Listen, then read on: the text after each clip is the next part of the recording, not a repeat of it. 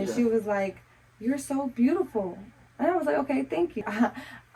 She was like, "I want my kids to look like you." How would you feel if somebody said that to you? This lifestyle, we focus on finances, relationships, and more.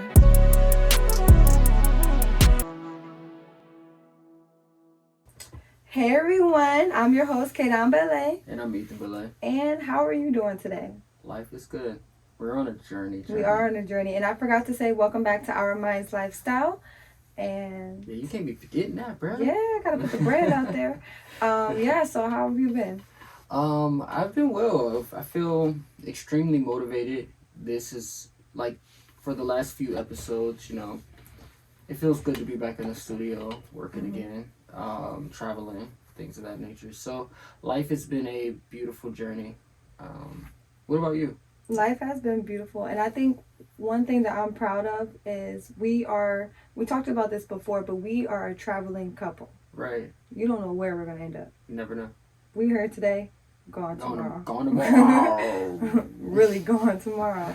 Yeah. So, but the thing is with us, we don't get wrapped up in it having to our situation of what we're going through, of our backdrop and everything looking the same, and I think that's beautiful. So I just want to clap it up for us because we're still staying consistent. And right now you might see this backdrop for a while, but yeah, we pretty much built our own little studio. It's a vibe. It sounds good. And I can't wait for our big studio. That's what I can't wait for. But that's coming. I can't wait to take y'all on a journey for that. So stay tuned. But so I know with us traveling, we've been meeting a variety of different types of people. We have. What's that been like for you? The variety of people? Yeah. It's been really interesting, and it's funny that you bring that up because I do have a story that happened to me recently. And do you want to hear it? I mean, I probably was there, but I'm what happened? You want to know what happened? Yeah, what happened? So we went to a bar, and I would say in this city, because currently we are filming in Ohio. So in this city, it is predominantly white. Yeah, white people, Caucasian people. Yeah. And which we love Caucasian people. We love all people. Like, there's no problem there. But the reason why it's been interesting is because I was ordering a drink at the bar, and a lady came up to me that was Caucasian, and she was like, "You're so beautiful." And I was like, "Okay, thank you. I appreciate the compliment." So I was just like, "Thank you." And then I went back, waiting for the bartender to come over for the service. Mm-hmm. And people. And from there, she pretty much came back to me. She was like, "You are really, really pretty." And I was like, "Thank you." And then she was like, "Well, you look." She said, she was like, "I want my kids to look like you." How would you feel if somebody said that to you? Well, in this case, to kind of put it into context, like, she's Caucasian, clearly, like with blue eyes, blonde hair, and her dude is Caucasian, blue eyes, blonde hair. It's like, how are y'all the wrong guy if you how are y'all gonna have a kid that's my complexion, my hair color? That automatically makes it weird. Right. And I think that's what honestly made it weird, because that's weird. If I don't know. Am I wrong? Can y'all comment that below? That's weird. Yeah, am I the only one that's thinking that's weird? And no, I think it is. And me personally, so I am mixed. I am black and white. My mom's white. My dad's black. Mm-hmm. I have a full white brother, full white mom, mixed sisters. Right. Black and white, in our family. Yeah. And I've never had to deal with racism from them.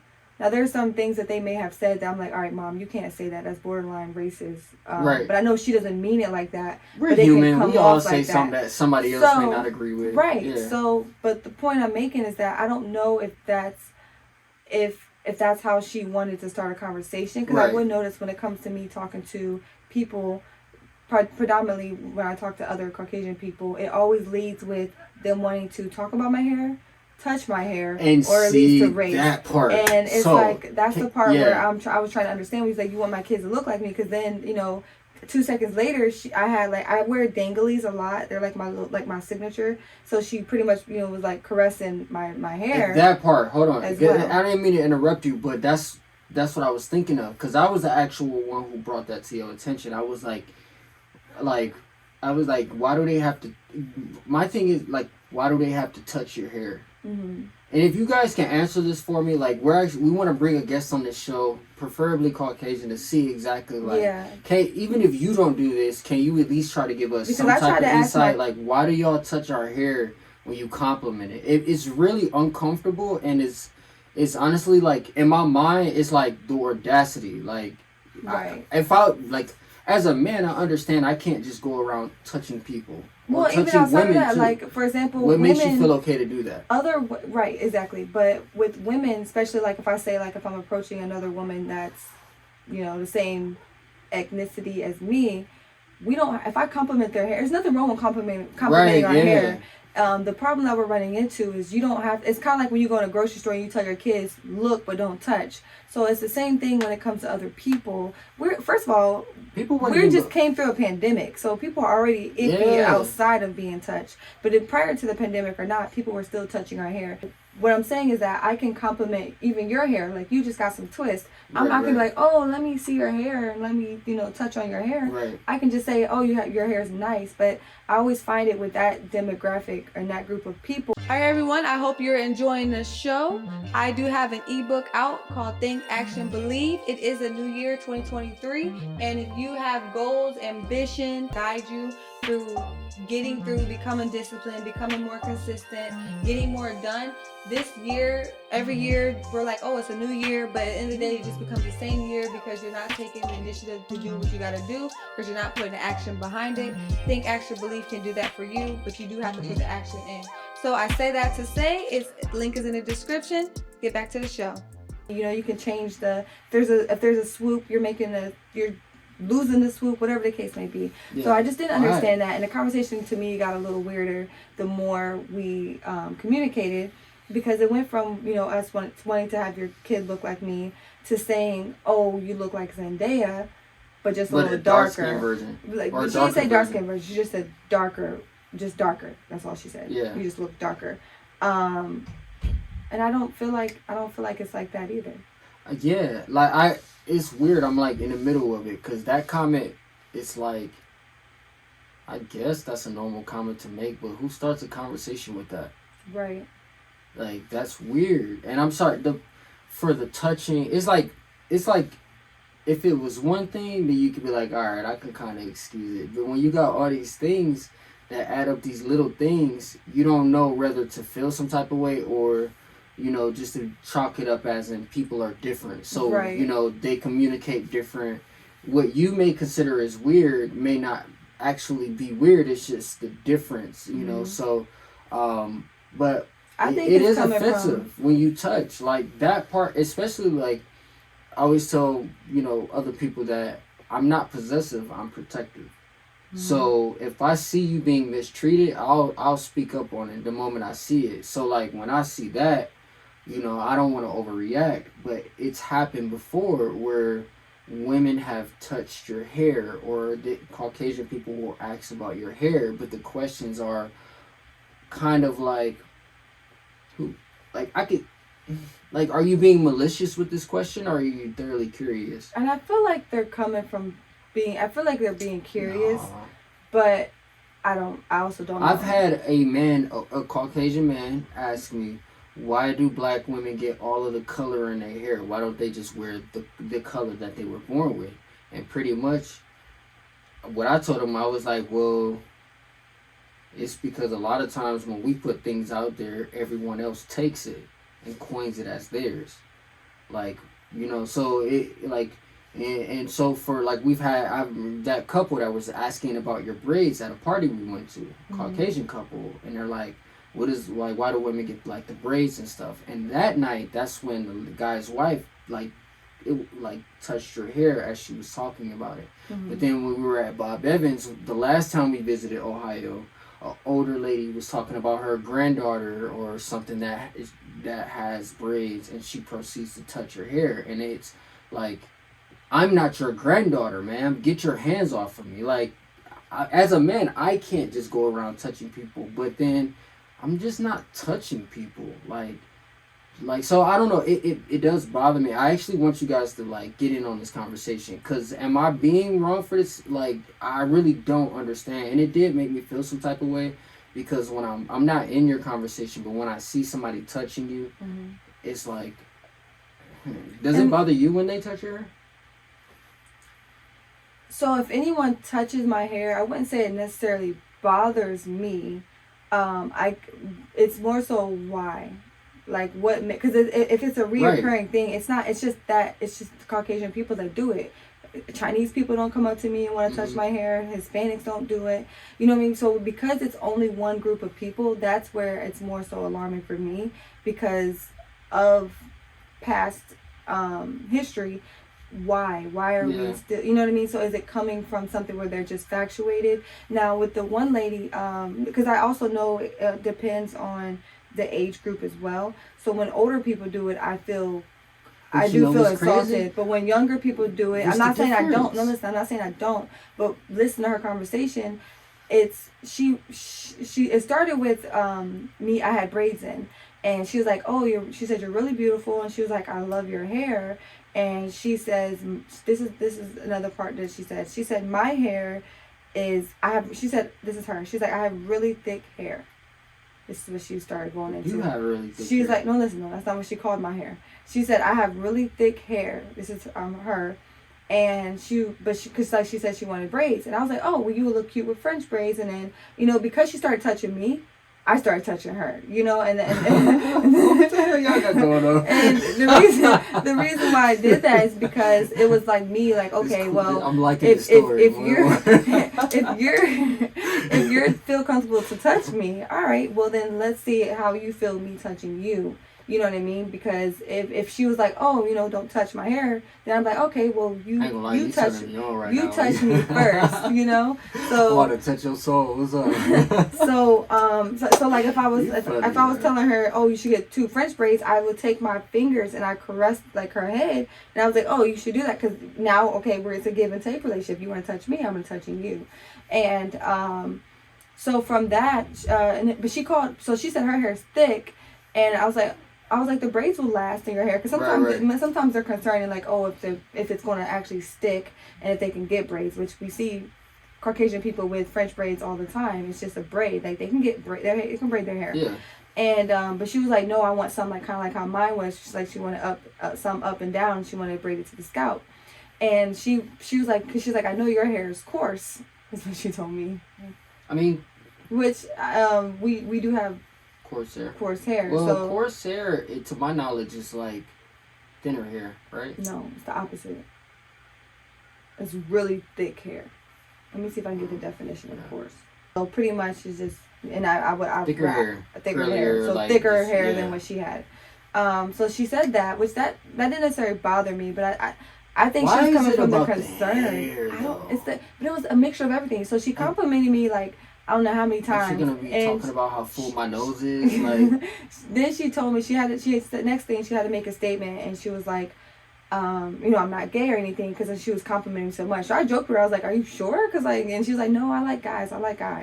So I don't know if she's also just curious or what. I really feel like it's coming from a curious standpoint, but I can't answer it because I'm not her. So really, I'm just sharing my story and my experience, but I would like to know, like, I understand we all are different races, but we all bleed the same, and we all have different characteristics, but that's what makes us beautiful. And a lot of times we just don't understand how other people move, and maybe that's why it could be a problem, because you're just used to a certain way. You're just used to the movement. So if you come in and someone's kind of like not doing things how you would do it, you're going to feel some type of way. And I think that's the disconnect, is that we just both think different. Because she started complimenting. She was like, oh, you should get like a cute, because she had her cartilage pierced. She was like, oh, you should get your cartilage pierced. I look really cute on you. So we just started.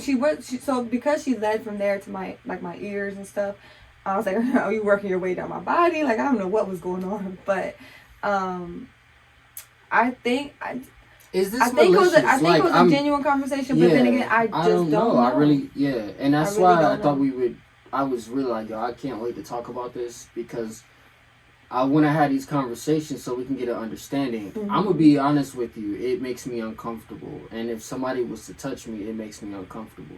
Right. At least ask if you thoroughly like. Hey, do you mind me touching your hair? Mm-hmm. If you were to ask, people may say yes. Like, okay, I don't mind, you know. But I'm like, are they that touchy feely within their own culture? And that's what I'm curious at, because like I said, my mom is white. They can be touchy feely in their own culture, but we're not a part of their culture. Well, that's what I'm saying. So you have to have that respect when you step out. Even me, like, there's certain things that I understand, like, as a part of my culture that I just don't take elsewhere because other people can't relate to it. Mm-hmm. So really, at the end of the day, touching someone is not. It's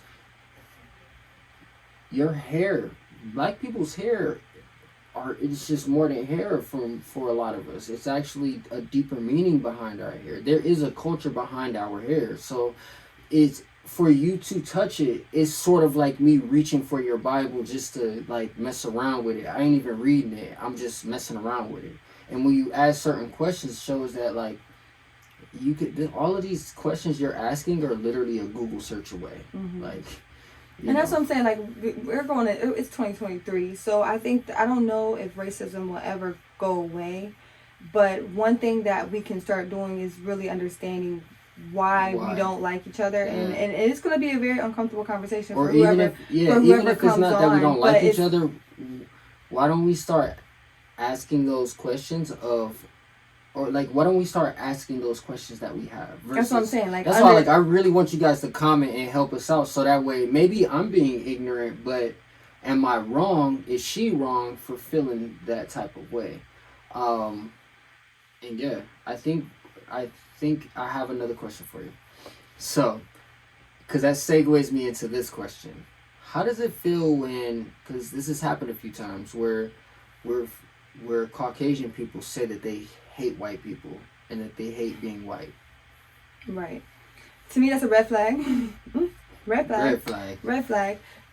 What I don't understand, and I hear this a lot, and I don't know who I'm talking to out there, but when you are black and you say you don't like black people, or when you're white and you say I don't like white people or I hate white people, I don't understand that, because even because you're considered white or Caucasian or whatever your ethnicity may be, there's levels to a person. So you can't put all black people in a category. You can't put all white people in a category. You can't put any other race all in a category, because we're all different. So you can't sum us up as like, oh, white people do this, black people do that. That's not how it works. Right. So I don't get anything. I'm not gonna say I don't understand why they feel like they're doing that, because and then the reason why is because I know if something was to happen, and I would need them to elaborate on why they're saying that, but a lot of times they can't give me any valid points of why they say they hate it. They say they hate the way this person moves, but I'm pretty sure if it comes down to it, and we have actually been at a party and something happened and the cops got called, and a lady that was with us was Caucasian, and she literally ran to a section where there was a whole bunch of other Caucasian people, literally was and with just us the left. whole Like, she night switched up, and dipped on us. and then as soon as the cops left, even though no one got in trouble, it was just a noise complaint or something, because it was a party. And you know what's crazy? They showed she up. literally came back as soon as, and she wasn't primarily my friend. She was a friend of a friend that was there. Yeah. And that's the last time anyone associated herself with her, because it's like, all right, well, you guys are only choosing, either white or black, whatever your ethnicity may be, you're only choosing to hang out with a certain type of person or demographic when it feels right to you. But when it's time to actually, are you down for whatever, when things get rough or tough, whatever, are you going to ride? A lot of times they don't. They'll be quick to be like, oh, I'm white now. And to be honest with you, like, when you say that, like, you hate your own race, or you don't like your own race, and you always specify that you've been raised around black people the majority of your life, lets me know that that's fake, and you'll change up in a heartbeat. Because so that's a red flag. I understand, like, no race or no person is perfect. There are things that I don't like about my people as well. I understand, but I love my people. I'm black. Like, why would I take it back. I'm Nigerian. So, like, I'm learning how to own that. So, like, why would I change up? Because another race is around. And to break it down, like we threw a pool party, and the cops showed up, and I know we were just throwing a pool party, having a few drinks, nothing crazy. I approached the cops and was like, "You must be here about the music." He's like, "No, somebody called and said people were fighting. Nobody was fighting. We were just chilling." Right. And I was like, "Oh well, we're not fighting. Like clearly we're not fighting. Like you know what I mean." And then it was like 3 or 4 cops. You know they pulling deep in Phoenix. It was like a lot of cops.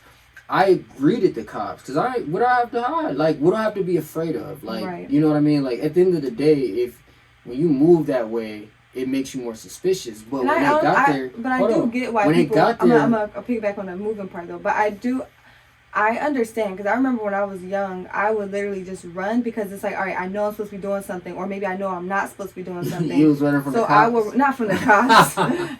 I'll run for like my dad. Right, like you know what I mean. Like if he's about to come home, I'll literally try to run and like, oh, I should have did this, or even if things are like done. Like you getting caught doing something you're supposed to be doing. Even if I'm not doing anything, it's just I would just run. So it's like I don't. Yeah, it's not necessarily. I can understand. I think it's more so just an authority. Like when you just never know. And someone has like some type of authority over you, and you got cops, and they have authority over holding you to the law, pretty much. I think it's just second nature for us to want to run, but we got to get out of that. We really have to focus on like standing our ground if we're not doing anything wrong. Right, and so you're right about that because I get where that uncomfortable. I get nervous when cops pull me over. I do the most every time I get pulled over. Like when I get pulled over, it don't matter if I know I was speeding. It don't matter if he pulling me over. You want to take precaution, obviously. I'm turning on interior lights. My yield lights is on. My keys is like on the dashboard. Like my hands is out of the window. Like you're not about to second guess me because I carry. So I could only imagine approaching a stranger's car on the side of a freeway or in an alley. Yeah. Like I get the risk behind that. However, in this situation, none of that was going on. Right. And it was to the point where even the cops, they were cool. They caught about fighting. They were obviously not here for us, so we chilling anyway. They were cool, but they did try to pull that, well, you mind if I see, you guys' ID or whatever, just make sure you guys are good. I'm like, well, I told him, I said, well, we don't have to show you that, right? Because we all swimming, we ain't got our ID. And because I know you can't, bro, we chilling. Like, who brings their ID to a pool? Right. I mean, I have my ID, but it's my right to not show him because he didn't have reasonable suspicion. Like, what I'm saying is the confidence comes from the knowledge and the research. Right. But for me to look up and you come here, your dude is black and you here, and then when the cops get here, we see you over at the table and we can hear you saying, hey, I'm hiding over here with the white people right now. And then you come back and openly say that. It's like, that's weird, bro. That's a red flag. So I don't honestly if you're around me, don't say that because or say it because if you say it, just know, I know where we're having a conversation about it.